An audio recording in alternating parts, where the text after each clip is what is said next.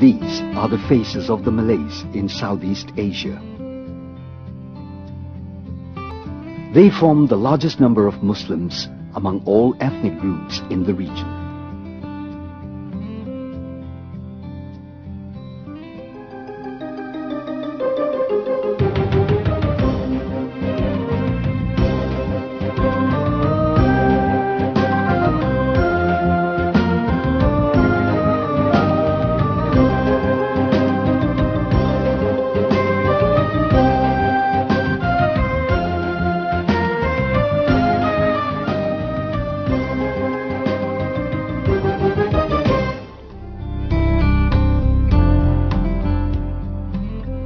Thousands of islands make up the Malay archipelago, once a trading center of the region.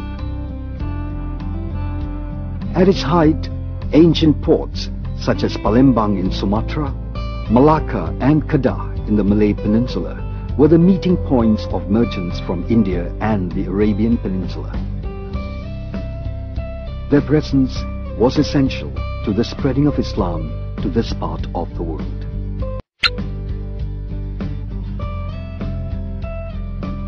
Naturally, in Southeast Asia, Islam has been spread mainly through trade. Islam came here as early as the 7th century. However, it only became significant in the 14th and 15th centuries, when trade brought prosperity to this region.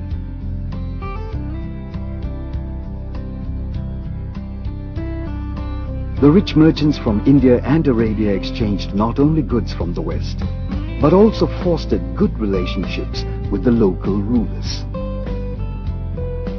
It is through these relationships that they exchanged their views on religion, thus influencing the rulers into converting to Islam. In this region, sultans wielded considerable power, and the religion of the sultan became the religion of the people.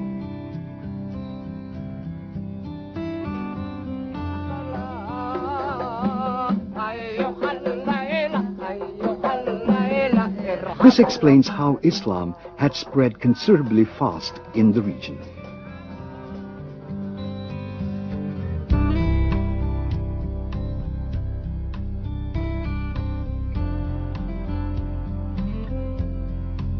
The spread of Islam in the region was, however, slowed down with the arrival of the Western powers.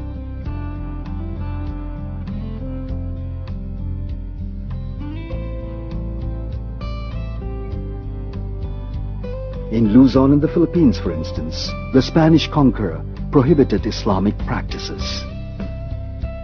In the Malay Peninsula, the early Portuguese invaders destroyed much of the Islamic facilities, such as mosques. The English, who came later, reduced the power of the rulers to only cultural and religious areas. Because of this, the sultans lost their economic power and their direct influence over their citizens. Islam took a backseat during the colonial era.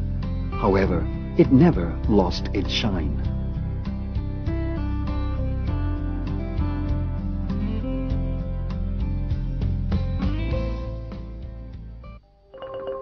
Sumatra is Indonesia's largest island. It is the birthplace of the first Malay kingdom, Palembang.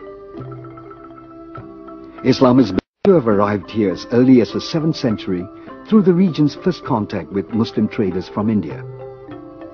In the 7th century, a Muslim trader, Sheikh Mahmud, arrived in western Sumatra port named Barus, a Malay word for camphor.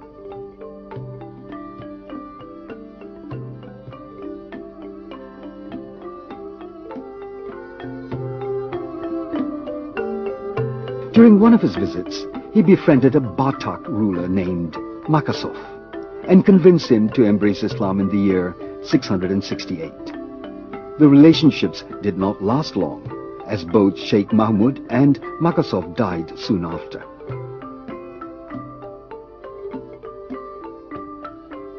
Sumatra's rough terrain, dotted by mountain ranges, had also provided little contact among the inhabitants.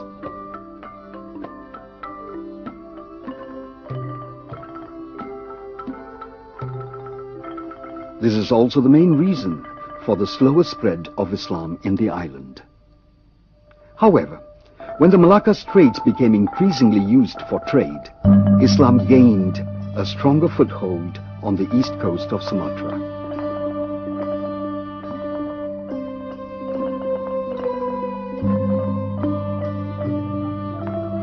Delhi, Medan, and Palembang became important ports, not just for trade, but for the spread of Islam. Finally, Islam was widely embraced in Sumatra in the 16th century as the Islamic Demak Empire from Java spread its influence across to Sumatra. Demak influence in the region ended in 1675. Palembang was under the rule of Sultan Abdul Rahman Khalifatul Mukminin.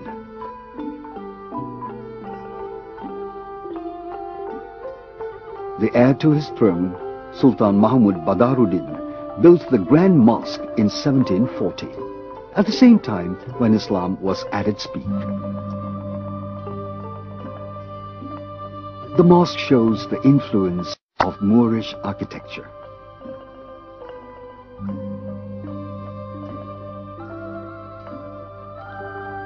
By 1825, the Dutch had taken Palembang. During the Dutch occupation, Islam continued to prosper, although at a slow pace.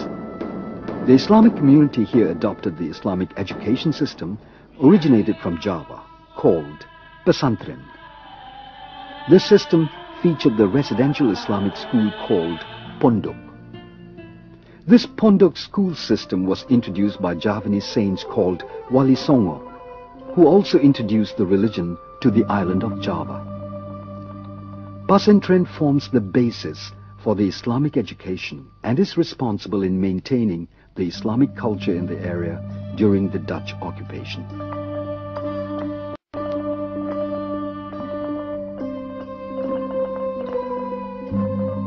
Padang is the capital of West Sumatra. It is very much separated from the rest of Sumatra by a mountain range. However, it projects a strong influence on the spread of Islam in the region. The majority of the people here are Minangkabau. Islam arrived here from Aceh in the 16th century and reached its peak a century later. Very little was known of this region prior to the 15th century. This is a view of Singkarap Lake, which is a large crater formed by volcanic eruption. Because of high volcanic activities, the soil here is fertile. It is in this Nantibo Valley where Minangkabau practice their unique custom of Adat Perpate. The custom gives women the ownership of the land. This is a practice introduced before Islam, but continues to be widely practiced. The heart of this Adat Perpate is the administration center called Pagar Ruyung Palace. It was built by the Tuanku Yamtuan Raja Bagagar Shah, who ruled from 1841 until the Dutch took control in 1910.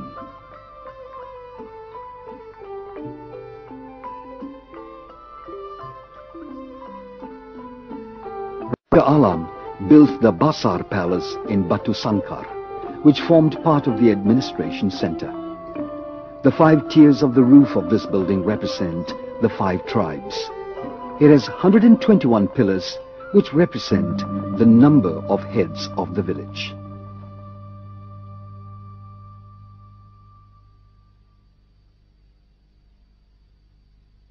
Today, there are 5 million Minangkabaus in the region, and they are the second largest ethnic group after the Malays in Sumatra. Another building to the Minangkabau's credit was the Padang Grand Mosque, which was built in 1805. A year earlier, there was a bloody revolution in Padang led by an Islamic scholar, Imam Bonjol, who denounced the practice of Adat Perpate.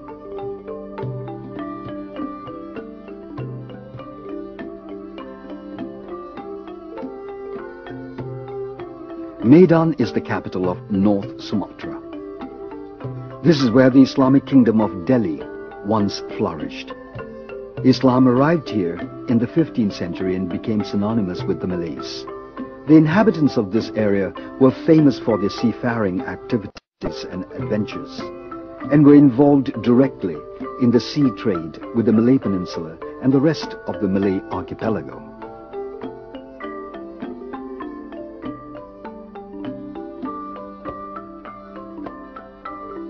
One of the heritages left by the Delhi kingdom was the Osmani Grand Mosque. It was built near to the administration center of Sultan Osman in 1824. In 1854, the Aceh Sultanate ruled this area and appointed Sultan Mahmud as their administrator. Sultan Mahmud was responsible for building this mosque.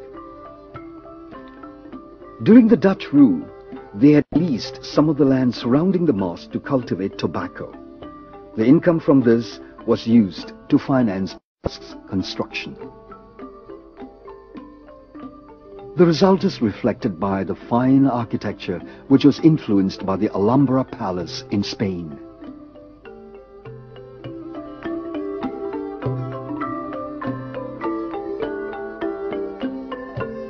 As Medan flourished as the center for agriculture, so did the Islamic culture.